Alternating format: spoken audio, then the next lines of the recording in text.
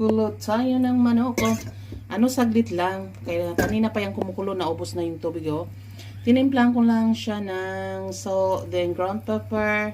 Naglagay ko ng onions, bay leaves, at saka yung cloves, mga langga din. Lagay natin yung manok bago iprito. Kasi hindi ko tinanggalan ng skin. So, na mga langga, natin tanggalin, then i-fry na natin. Tatalsik yan dahil may skin. Naluto na. Luto na yung chicken natin. So, mag-prepare na tayo ng kainin nila. Pero tingnan natin yung basila. Basila ang tawag nila dyan, mga langga, yung beans. Hindi ko na nilagyan ng beef. Pure beans lang siya. So, ito yung kainin nila. At luto na rin yung rice ko. So, mag-prepare na ako para sa kanila. At pakainin ko na sila. Nauna na yung panganay ko, mga langga, dahil may lesson siya ngayon. Kaya nauna na siya. So, kay bunso ito, pakainin ko.